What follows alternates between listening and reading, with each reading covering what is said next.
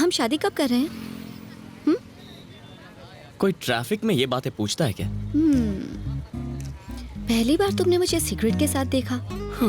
जिस लड़की ने सगाई तोड़ी उसी का मंडप सजाया। लो शुगर होने के बावजूद मुझसे इतना प्यार किया। हमारी लव स्टोरी तो सबसे बहुत अलग है। समझ गया। घर आके मेरा हाथ मांगो। इतनी जल्दबाजी ठीक नहीं है। करेक्ट। ऐसे मामलों में फैसले सोच समझ कर करने चाहिए। आज सोचो और कल आ जाओ। बहुत टाइम दे दिया सुबह लक्ष्मी। समीरा। ओके समीरा जी। तुम अब तक आए क्यों नहीं? ट्रैफिक में फंसा हूँ और 2 घंटे लगेंगे। पापा से कहो अपने दामाद का इंतजार करें। ओके। बस पहुंच रहा हूँ। हेलो। शॉक लगा क्या सुबह लक्ष्मी जी? इरिटेट मत करो बनी जी। ठीक है इरिटेट नहीं करता तुम्हारे पापा से। पहले ही लो शुगर का लोचा है। मिठाई मत खाओ। मेरे मम्मी पापा ऐसे ही बात करते हैं। ओह तो ये है वो। मेरी हालत उस चूहे जैसी थी जो शेर की गुफा में साइट सीइंग करने जाता है। मैंने अपने दोस्त से कहा कि उसकी बेटी का रिश्ता इससे तोड़ दे और मैं इसे अपनी बेटी दूं। समीरा आपकी बेटी है पता नहीं था। पता होता तो यहाँ नहीं आते। यही ना। बनी बहुत अच्छा लड़का है पापा। पिता का कर्ज उतारने के लिए इसने सारी प्रॉपर्टी बेच दी। ऐसी बेवकूफी से इम्प्रेस होने की कोई जरूरत नहीं। मैं ही नहीं पल्लवी भी इससे शादी करना चाहती थी। मैंने नहीं सोचा था कि ये जनरेशन इतनी नासमझ होगी। इंसान पैसा कमाने के लिए ही बना है। महंगी गाड़ी खरीदनी चाहिए, ऐशो आराम की चीजें होनी चाहिए, रहने के लिए ऐसा बड़ा सा एक घर होना चाहिए और बात करने के लिए ऐसी दीवारें भी होनी चाहिए।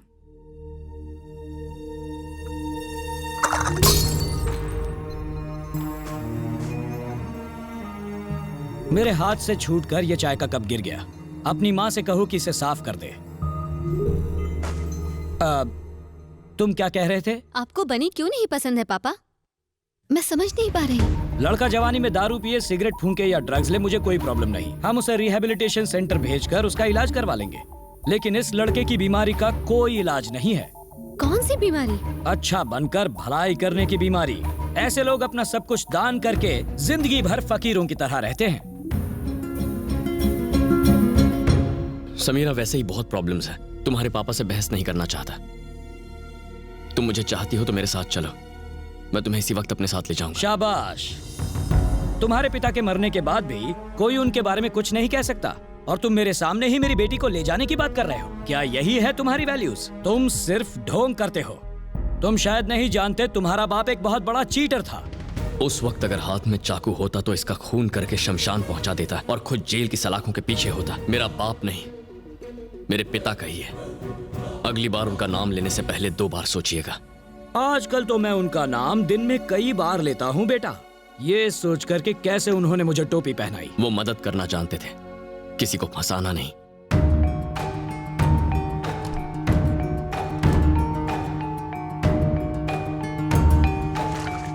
मोहन कुमार मिश्रा बिना प्रूफ के बात नहीं करता। ये प्रॉपर्टी तुम्हारे पिता ने ही मुझे बेची थी। तब इसकी कीमत 10 करोड़ थी, आज 30 करोड़ है। लेकिन इससे जुड़े बाकी सारे पेपर्स देवराज नाम के एक आदमी के पास है, जिसने वहाँ अपना बोर्ड लगाकर उस जमीन पर कब्जा कर लिया है। जब तक मैं तुम्हारे पिता से इस बारे में बात करने पहुँचता, वो इस दुनिया से चले गए। तुम इन पेपर्स को रखकर मुझे मेरे पैसे लौटा दोगे, ये सोचकर मैं तुम्हारे घर आया था। एक ऐसा आदमी जिसे अपने सगे बाप की मौत से ज्यादा फ्लाइट रेट जरूरी थे, वो मेरे पिता के मरने के बाद मेरे घर क्यों आया, मुझे सलाह क्यों दी, यह अब मेरी समझ में आया।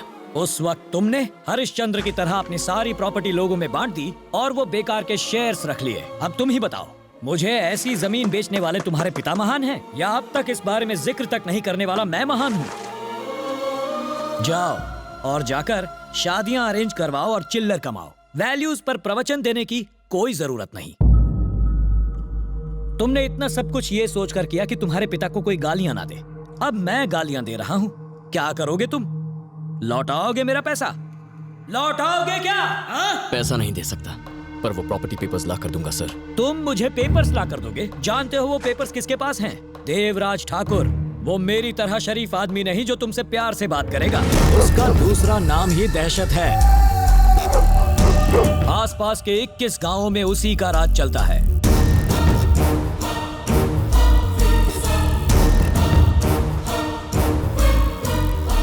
गांव के लोग उसे देवता मानते हैं। हजारों हथियारबंद लोग उसके साथ रहते हैं। देवराज ठाकुर इंसान के रूप में एक जल्लाद है। उसकी इजाजत के बिना एक मक्खी तक उसके घर से निकल नहीं सकती। तो वहां से 30 करोड़ की प्रॉपर्टी के पेपर्स कैसे निकालोगे? भले ही रावण के 10 सर थे, उसके साम्राज्य की राक्षस रक्षा करते थे। अशोक वाटिका कहां थी किसी को नहीं पता था, लेकिन वहां पहुंचने के लिए भगवान राम ने रास्ता ढूंढ ही लिया। मैं वो पेपर्स लेकर आऊंगा। आज से ठीक 4 हफ्ते बाद उस लैंड का मुआयना करने बैंक ऑफिसर्स आएंगे। तब तक पेपर्स ला पाओगे? हाँ, ले आऊंगा। ठीक 4 हफ्ते बाद। 1 महीना। आज 21 तारीख है। अगले महीने की 20 तारीख तक, अभी दोपहर के 12 बजे, अगले महीने की 20 तारीख को पेपर्स ठीक 12 बजे आपके हाथों में होंगे। अगर तुम पेपर्स ले आए तो वादा करता हूं तुम्हें अपना दामाद बनाऊंगा। मेरे पापा की तस्वीर पर हार चढ़ाना पड़ेगा और सॉरी कहना पड़ेगा।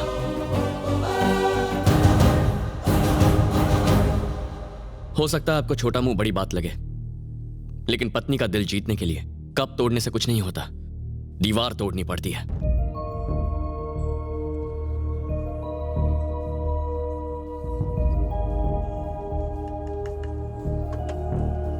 तेरे पिता ने नुकसान उठा के वो जमीन बेची, मोहन कुमार ने अपनी मर्जी से खरीदी। अब तेरे पिता दुनिया में है नहीं, इसलिए वो तेरे पिता को कुछ भी कहें क्या फर्क पड़ता है? रमेश, ये क्या कह रहा है तू? मुझे फर्क नहीं पड़ना चाहिए? हाँ, ऐसा होता तो मैं अपनी 300 करोड़ की प्रॉपर्टी छोड़ के आता, खुद को कंगाल बना लेता। तू साइन कर पाया क्योंकि वो पेपर्स तेरे पास थे, लेकिन ये पेपर्स किसी और के पास हैं। तू लाएगा कैसे? सब तेरे पिता की बहुत इज्जत करते थे, सिर्फ एक आदमी को छोड़कर, और वो है मोहन कुमार मिश्रा, बिजनेस खोपड़ी वाला। उसने अगर कुछ गलत कह दिया तो क्या हो गया? उसकी वजह से तू अपनी जान खतरे में डाल देगा? भगवान राम अगर ये सोचते कि सिर्फ एक आदमी ने उनकी सीता के साथ अन्याय किया है, तो सिर्फ लव और कुश उन्हें भगवान बुलाते, लेकिन आज सब भगवान मानते हैं। वैसे ही मेरे पिता को 100 में से सिर्फ 99 लोग महान कहें, ये काफी नहीं है। 100 के 100 लोगों को कहना चाहिए, भले ही 100वां आदमी बिजनेस खोपड़ी वाला मोहन कुमार मिश्रा ही क्यों ना हो, उसे भी ये बात माननी ही पड़ेगी।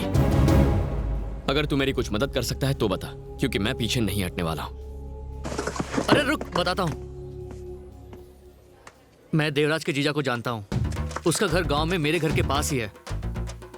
मैं उससे बात करूंगा, मैं उससे कहूंगा कि एक पार्टी वो जमीन लेना चाहती है और उससे उसके पेपर्स मंगवाऊंगा। उसके बाद हम ओरिजिनल पेपर्स लेंगे और उसकी जगह डुप्लीकेट। ऐसे मत देख यार, ये डुप्लीकेट पेपर्स ओरिजिनल पेपर्स की जगह पर रख देंगे। तू चीटिंग करवाएगा मुझसे? करेक्ट सर, हमें किसी मीटिंग या इस चीटिंग की अरे जरूरत तुम रुको। नहीं है।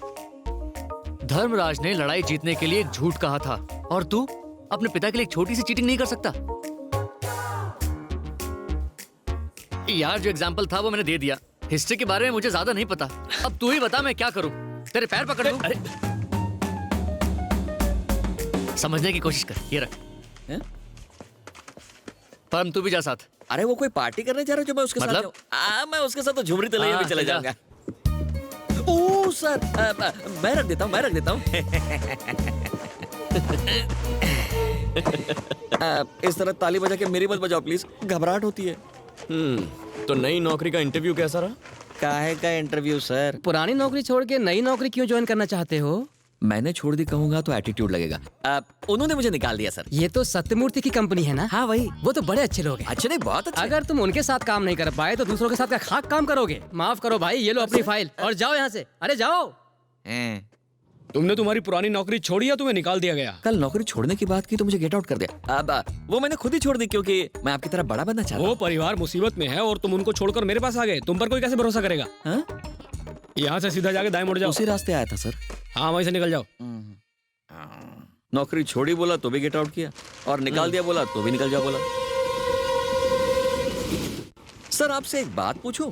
पल्लवी की शादी कराने ऊटी गए थे, समीरा से शादी करने के लिए वो गांव का नाम क्या है? रेडी रपट्टी। कौन सी रागपट्टी? होगा यार कुछ। हाँ ठीक है, अभी पटरी से मत उतरो। हम लोग देश के बाहर क्यों नहीं निकल जाते? तुम्हें देखते वीजा कैंसिल कर देंगे। क्या? मिर्ची लगी? क्या? एक मछली को प्यास, नौकर को मालिक के गद्दे पे नींद, और मुझ जैसे को मिर्ची लग के भी लग नहीं सकती। मजाक में 4 स्टेशन निकल गए। Very good realisation. ट्यून मस्त है ना? बकवास है। चेंज करूं? बस करो। स्टॉप करूं? सो पक्का स्टॉप। सो जा।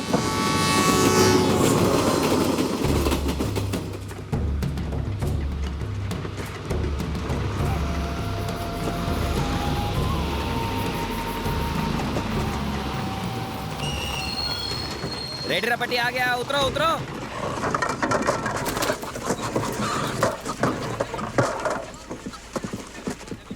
उतरो उतरो। ये सड़क बहुत कड़क है सर, गांव जाती है सीधे हॉस्पिटल।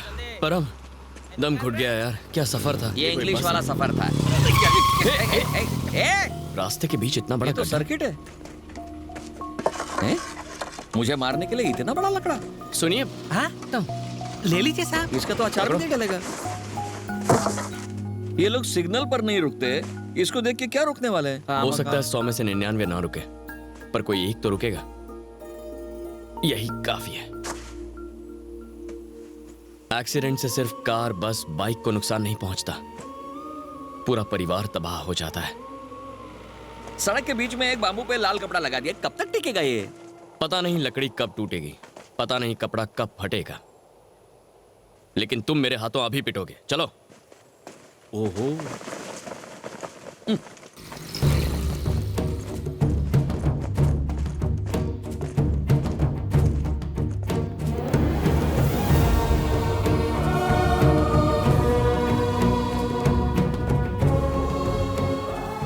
दोनों घर तो दिखने में बिल्कुल सेम है। देवराज का घर कौन सा है और उसके जीजा का कौन सा? उस दिन तेरे दोस्त ने कहा कि देवराज के जीजा के घर का नंबर 6 है। ये रहा नंबर 6। चल। सर, उस दिन जब हम शादी में जा रहे थे, आपके दोस्त ने दुल्हन का नाम नहीं बताया था, तो उसने आपको धोखा दिया। उसे आपका गांव में आना पसंद नहीं था, इसीलिए मुझे लगता है सब उल्टा है। उसके घर का नंबर 9 है, 6 नहीं। आर यू श्योर परम? अब ये देखो। बारिश गिरी और ऊपर वाले ने मेरी बात साबित करी। तुम्हारी अरे rhyming इतना और सोचेंगे तो timing की अंदर तो कैसे मैं- पहुंचेंगे? चल चल अंदर चलते, चल चल चल, बारिश गिर रही है।